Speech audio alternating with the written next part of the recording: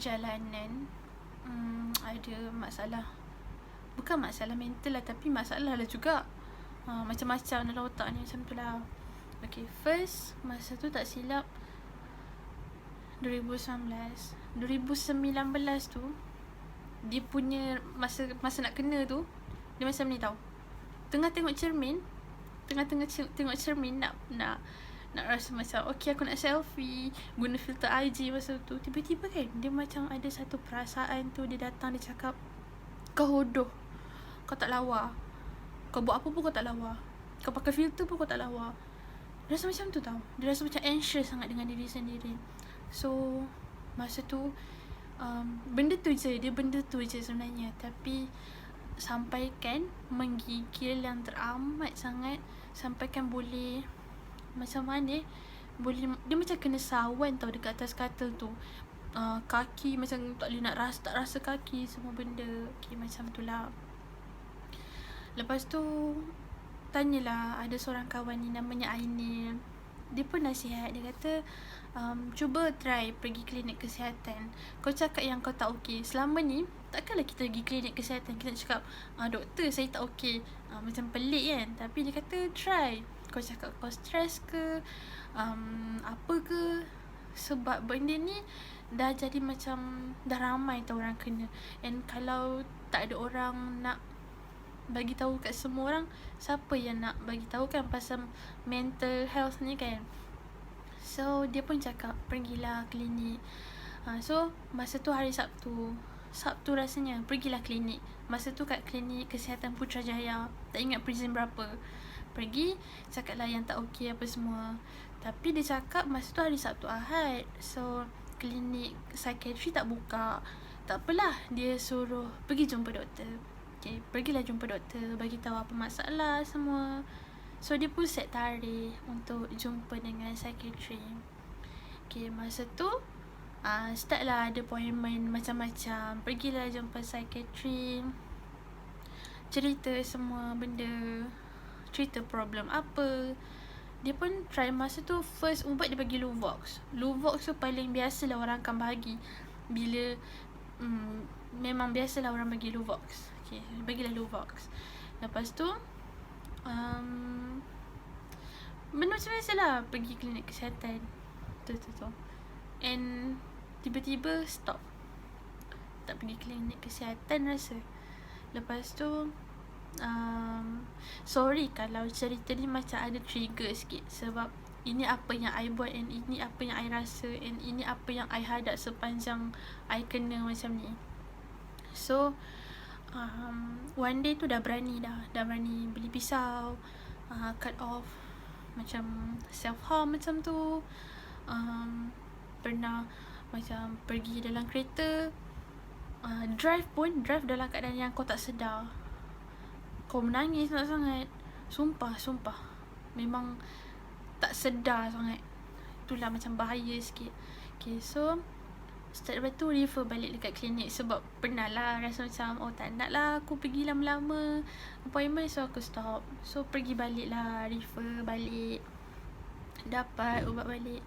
Tapi masa tu dos naik lah juga. And dia ada bagi satu ubat ni yang macam rasa macam ubat tidur ubat tidur. Lepas tu dia kata dia nak suruh transfer pergi hospital Putrajaya, sebab kat sana macam ada doktor yang macam lagi advance lah macam tu. Okay, so transfer lah dekat hospital Putrajaya. Jumpa macam tu, dapat ubat yang macam lagi kuat tau. Ubat lagi kuat sampai kan ubat tu tak ingat nama ubat tu. Ubat tu akan ada tulis nama doktor, just in case apa-apa jadi akan tanya dengan doktor tu. Sebab biasa kalau dalam banyak-banyak ubat takkan tak ada tulis nama doktor kat situ, memang tak ada. Tapi kecuali ubat tu macam bahaya sikit, so dia ada tulis nama doktor kat situ. Okay, mulalah fasa yang makin tak okay, makin trigger lah, which is overdose ubat.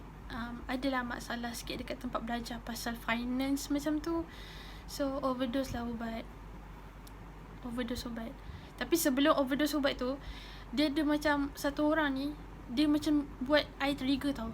Dia macam cakap sini, awak ni banyak tengok drama tu yang macam tu. Sumpah macam kadang-kadang I dalam hati macam, aku tak minta jadi macam ni, aku tak nak pun jadi macam ni. Drama mana yang kau nampak macam ni? Macam tu lah. Kalau aku ni dalam drama, aku boleh macam, okay cut, aku tak nak drama dah, aku tak nak berlakon dah, boleh je aku macam tu. Tapi kenapa depan dia menggigil, depan dia tak mampu nak bercakap apa-apa sebab trigger. Rasa macam, aku ni drama ke? Aku ni teruk sangat ke? Macam tu lah. Aku ni tak layak hidup ke? So lepas benda tu jadi, trigger sangat dengan kata-kata orang, terlampau sensitif dengan kata-kata orang, balik rumah tu overdose ubat. Tapi yang kelakarnya, masa tu kan duduk dengan Ainil. So sebelum overdose ubat tu, masak dulu. Masak sebab fikir macam, okay Ainil balik kerja nanti dia lapar. Okay, so masak. Dan masak tu, lepas tu overdose ubat. Tak lama macam tu, bila dah siap masak macam tu, muntah. Memang rasa macam nak muntah lah, buih. Masa tu biasa tengok drama, makan racun ke apa, muntah buih kan. Overdose ubat ke muntah buih. And benda tu rupanya betul-betul tak expect benda tu. So macam memang muntah buih, tapi tak adalah banyak sangat macam tu. So mula muntah buih, makin lama dah start kejang. Dia macam sampai satu tahap, tangan tu bentuk dia macam ni, macam tak ingat macam mana, tapi memang kejang sangat. Lepas tu kaki dah tak rasa. Kaki dah tak rasa. Tak lama tu Ainil balik. Ada call Ainil, aku dah overdose ubat rasanya lah, tak ingat sangat, tapi adalah bagi tahu dia. So Ainil balik tu, memang masa tu dah tak okey sangat. So Ainil adalah call kawan, okay pergilah hospital, masuk emergency. Okay, lepas tu dekat emergency pun adalah macam doktor tanya macam-macam. Okay, maybe masa tu baru call doktor pakar sebab pernah refer dekat Hospital Putrajaya. So basically nama dah ada dalam tu lah. Okay, so doktor pun datang, doktor secretary datang, tapi lambat sikit. Okay, doktor datang, bagi tahu semua benda. Lepas tu dia cakap macam ni, awak ada tak saudara ke yang duduk dekat sini? Sebab okay, belajar dekat Cyberjaya, duduk dekat Johor, so family dah terang-terang jauh. Adalah pakcik. So call lah pakcik. Call pakcik, suruh datang dekat emergency. Tak sempat nak explain apa sebab memang tak okey kan, tak explain apa-apa. Pakcik pun datang.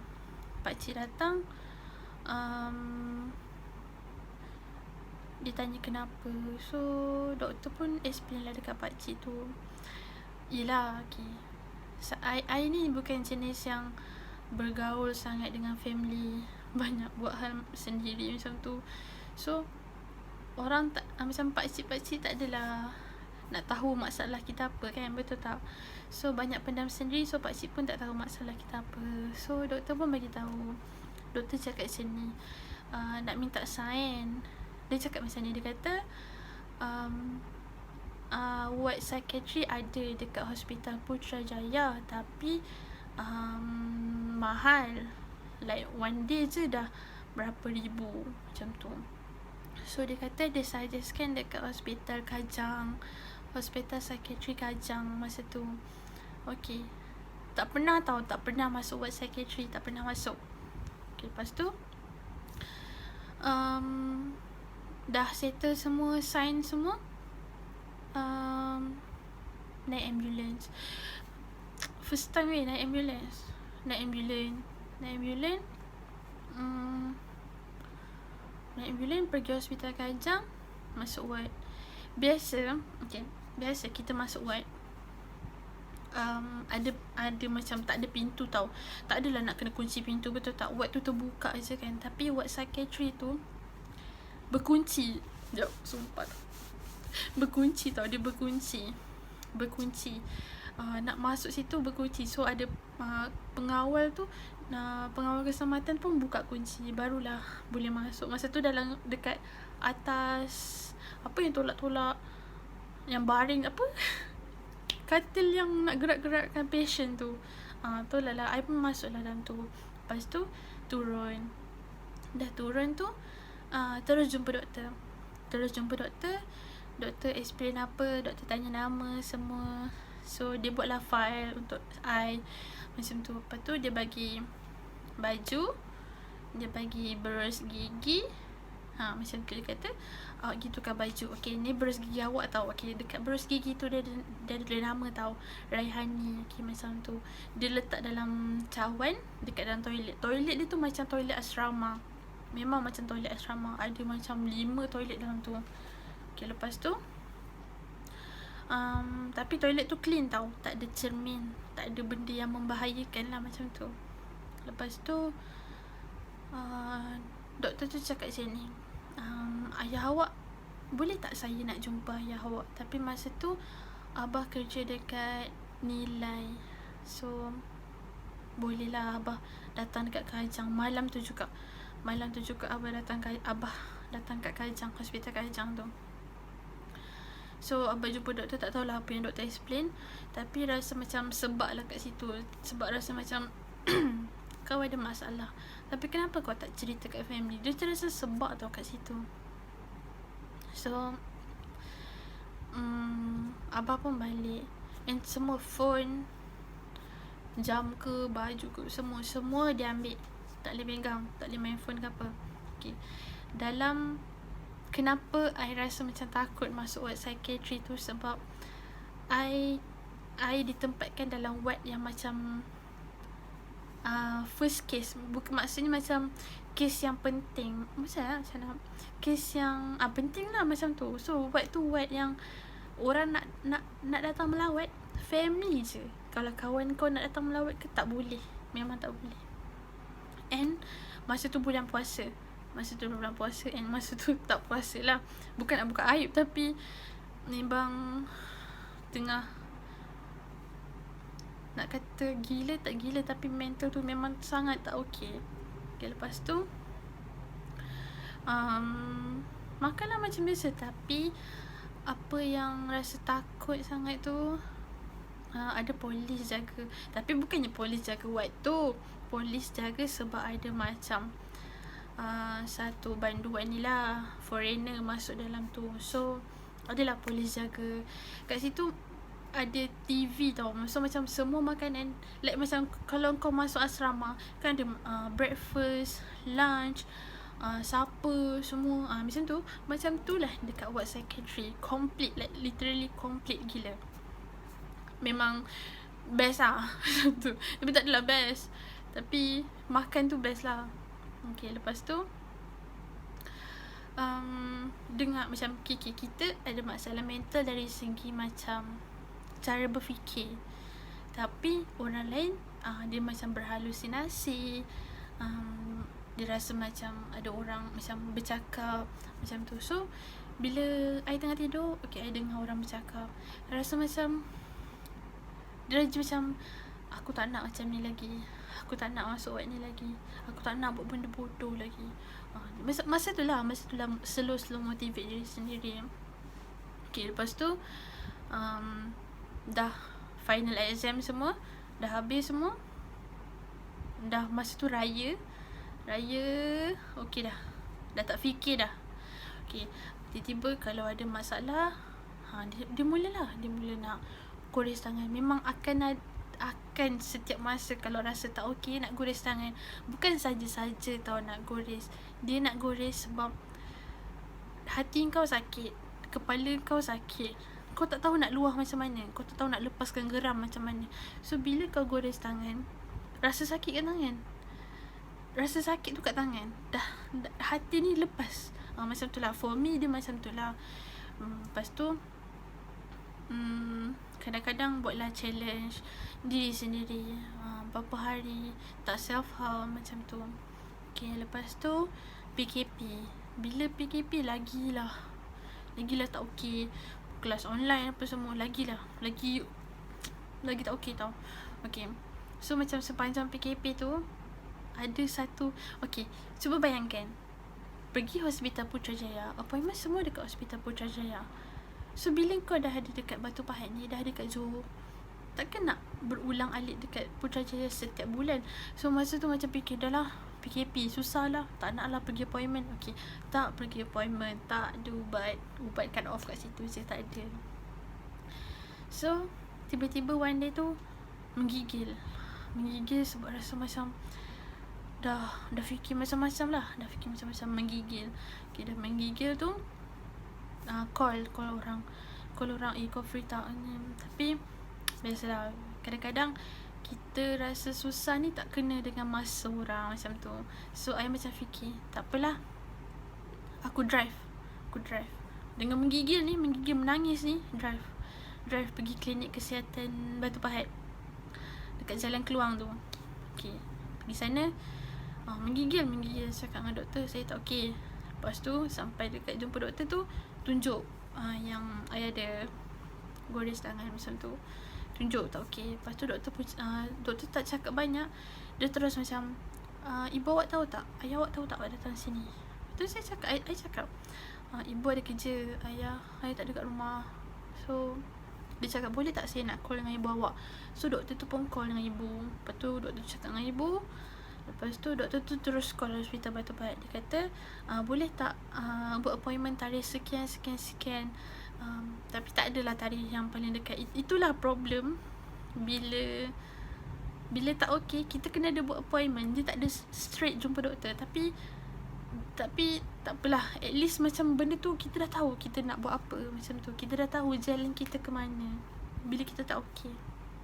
So dia kata tak apa, saya bagi awak ubat dulu macam tu. So doktor pun suruh ambil ubat. Masa tu doktor bagi Fluvox dengan apa tak, ada 2 ubat lah macam tu. Okay, dah settle episod kat klinik kesihatan tu. Dah dapat tarik appointment dekat Batu Pahat. Pergi Hospital Batu Pahat. Macam biasa, depression, anxiety, semua benda.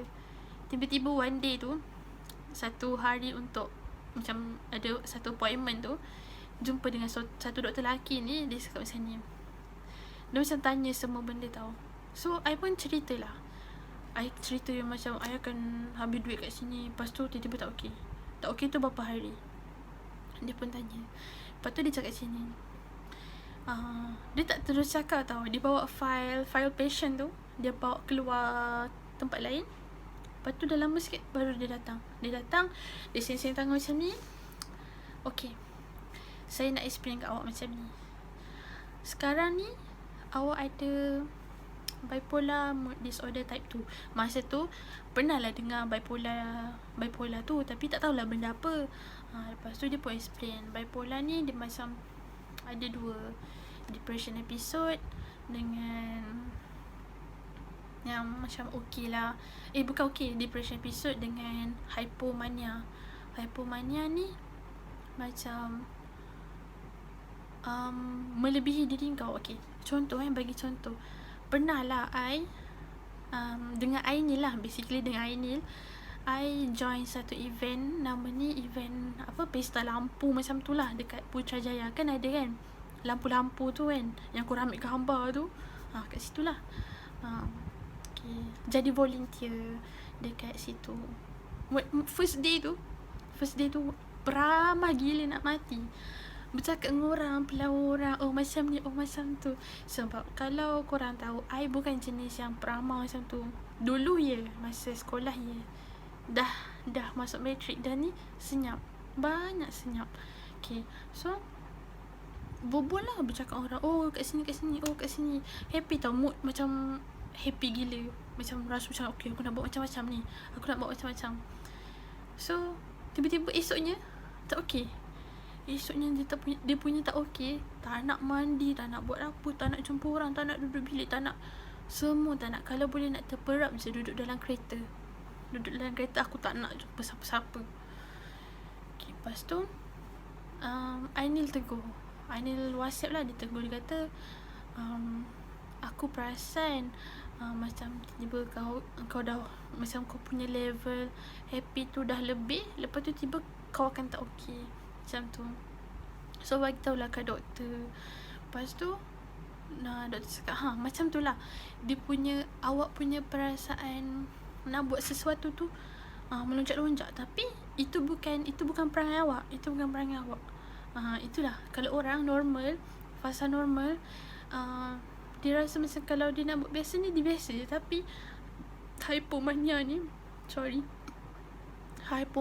dia punya excited, dia punya nak buat benda ni, tak tidur.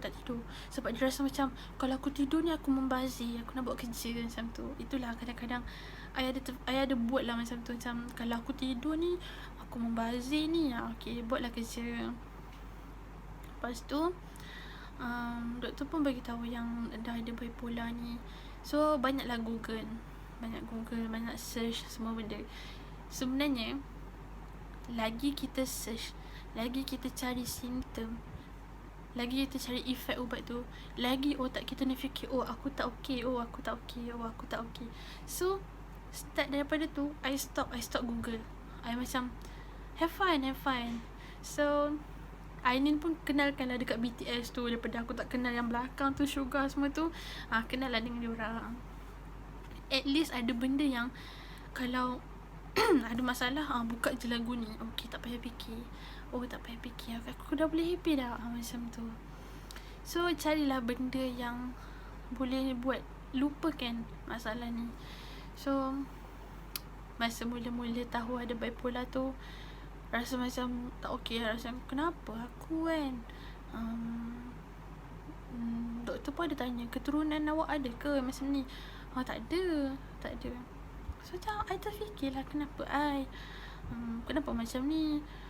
Kalau aku hidup menyusahkan orang je, buat apa? Macam tu. Itulah I fikir.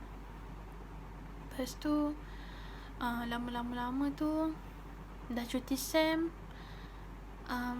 cari je kerja apa-apa part time. Tak kisahlah gaji berapa sekalipun, as long as kau busy lah. Yang penting kau busy, macam tu. Okay, lepas tu terfikirlah pasal YouTube ni. Sebab bila buat YouTube ni kan kita akan fikir konten. So tak adalah nak fikir benda yang stress lagi. So tak fikir dah. Okay, macam tu lah. Okay, lepas tu bila dah sibukkan diri sendiri, tipu kalau tak penat berfikir. Betul tak? Tipulah kalau tak penat. Jadi kadang-kadang ni tengah edit video ni, ya Allah aku penat, aku nak rehat. Tapi tak apa, kalau aku rehat, aku fikir macam-macam. Fikirlah macam tu. Kalau aku tidur petang nanti, aku malam tak boleh tidur. So I push diri I. Edit video petang, buat benda ni, buat benda tu. Okay. Kadang-kadang rasa penat tu ada, tapi rasa puas tu pun ada. Sebab contohlah macam I kan ada ajar student form 3 mathematics.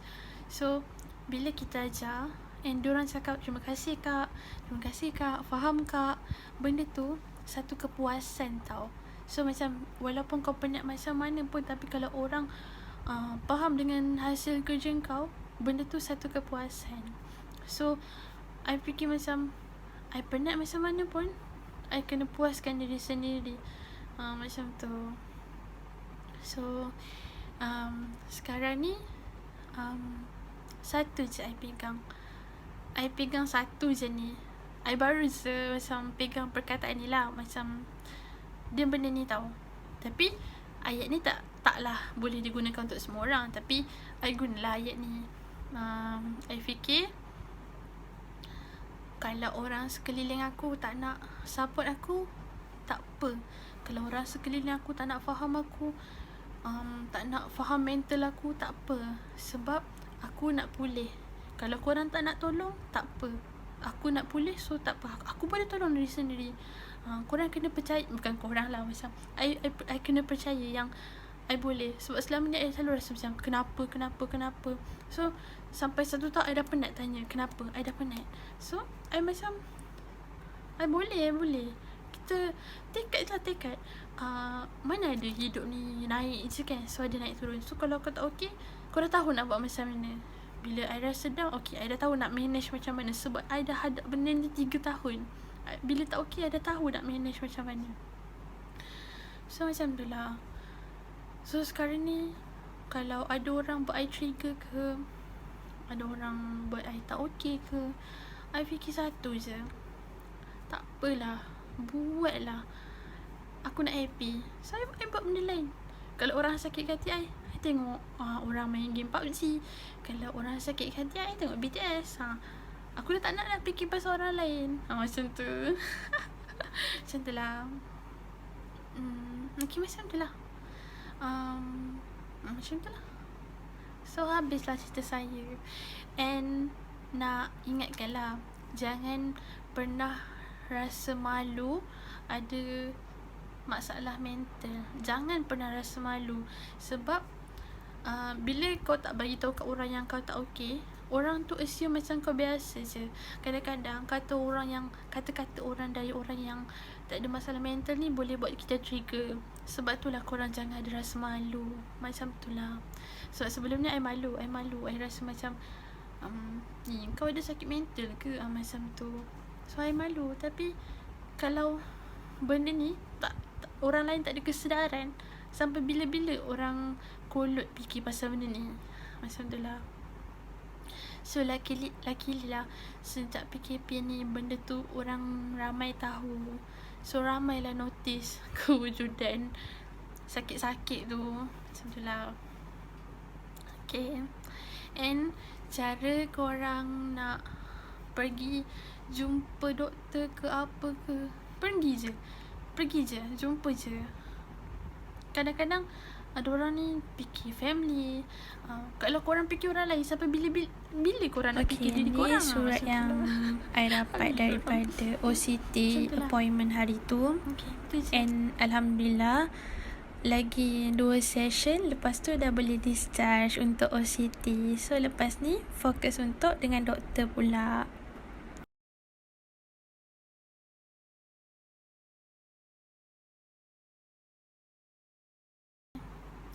Itu je. Bye-bye.